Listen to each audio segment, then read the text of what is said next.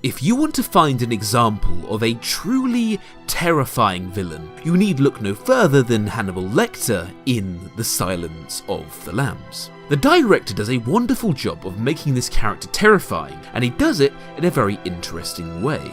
He introduces the character before he first appears on screen.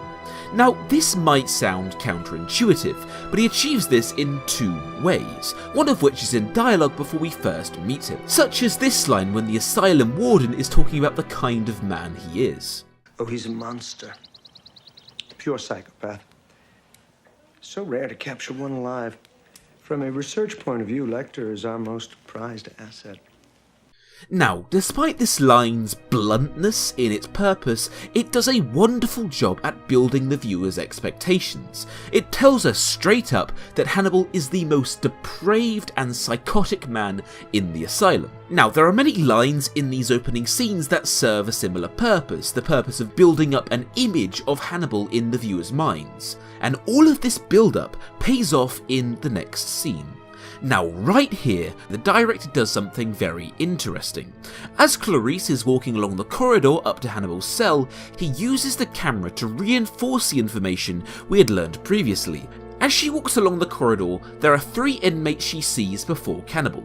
The first is a little creepy, where he smiles at her and says hello. The next inmate seems even more dysfunctional, as he just sits there and stares blankly, barely reacting to her presence. The third is by far the most insane. He is jittery and leaping around his cell almost like an ape. This is brilliant because it establishes that as the cells go along, the inmates are growing more and more insane. We know that the man in the end cell, he is not just bad, he's not just insane, he is the paragon of insanity, the absolute worst human being you could ever hope to possibly imagine. And judging by the prior inmate, where he is ape-like and whispers how he can smell a not-so-family-friendly area of the protagonist's body, we expect Hannibal to be some kind of feral beast, ready to pounce. Now, all of these expectations set in mind, here is the next shot.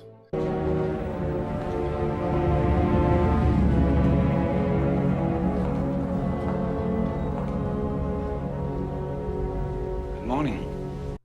He is standing straight, in a well-lit cell, and compared to the prior inmates, he shows no obvious symptoms of insanity. This is terrifying, because it totally shatters the viewer's expectations.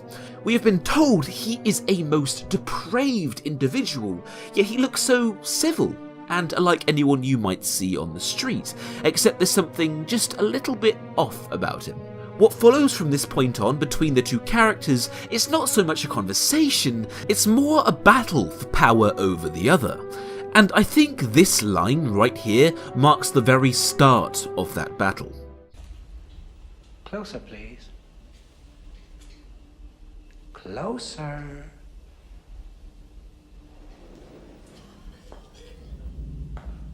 In this line of dialogue, Hannibal makes a demand that she brings her ID badge closer, and she abides. Even though this is a token action that on the surface seems like something quite harmless, it helps to lure us as an audience into a feeling of insecurity, as we feel right from the start that Hannibal is successfully manipulating the protagonist. He makes a demand, she follows it. Hannibal has an amount of power over her, and it makes us uneasy.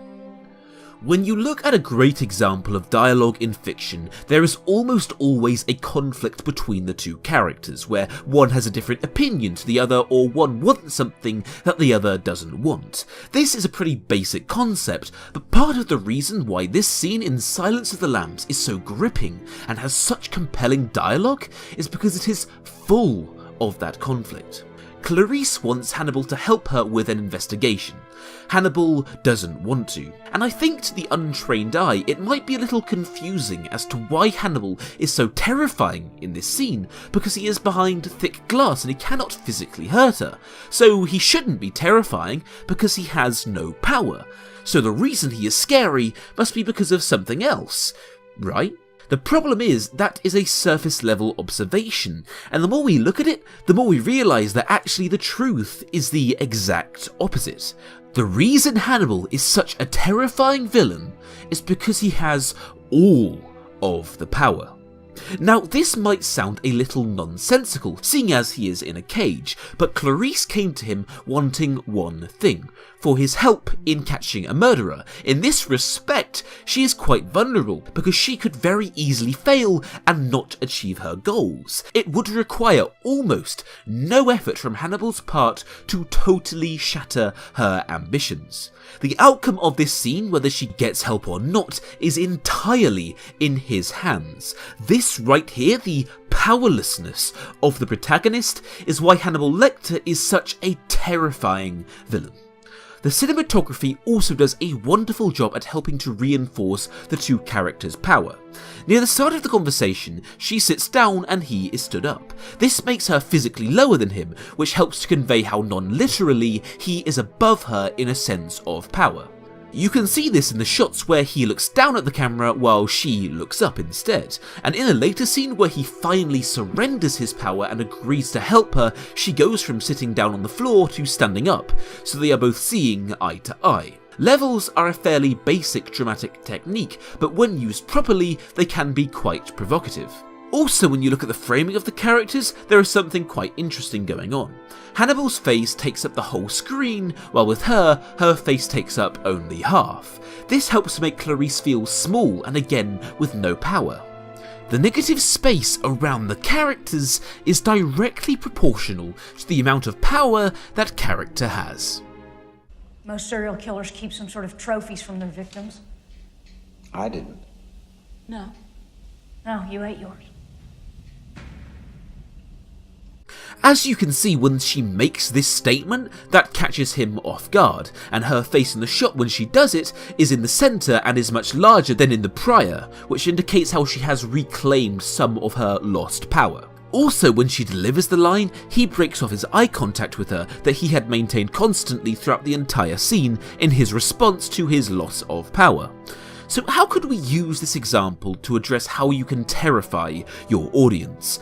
Well, it's all to do with power. It is no coincidence that in horror films, the protagonist is often someone with low competence, for example how in It, the characters at risk are a group of children, or how in Alien, the characters are a bunch of pilots and mechanics who can barely defend themselves. Now, Aliens was a great film, however it was less horrifying than Alien, and I think understanding the reason why can help you to learn an important lesson in how to terrify your audience.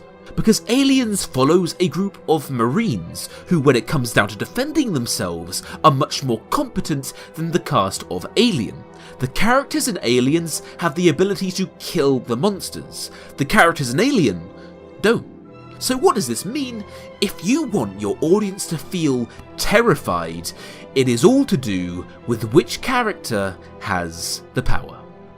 Thanks for watching today's video essay. It's actually dawned on me recently that right now the AdSense on this channel alone is earning me more money per day than my actual job. The crossing of this line has honestly come sooner than I thought it would, and while I'm not going to quit my job for the time being, it seems that me making these videos full time is quickly becoming more and more of an inevitability. You know, I was actually looking at my analytics the other day, and I realised my average watch time is 7 minutes long. For those of you who don't know, the average watch time on YouTube is about 2 to 3 minutes long. That means I'm getting over double the retention of the average content creator, which is a truly insane statistic. Even on a bad day, this channel gets about 300 subscribers, a rate of growth that I'm sure many people would probably kill for. The response from all of you guys to these videos is so overwhelmingly positive, and the number of you supporting me on Patreon each month is growing steadily like clockwork. This channel is in an amazing place right now, and every piece of data corroborates it is only going to get better from here on out. So I just wanted to say thank you. This channel is going better than I could have ever asked for, and the future is looking very bright. Anyway, if you enjoy these video essays and would like to help me in creating them, then please do consider donating to my Patreon. Don't forget to like and subscribe, and I will see you guys next time on The Closer Look. You know I can't make that promise. I do wish we could chat longer, but I'm having an old friend for dinner.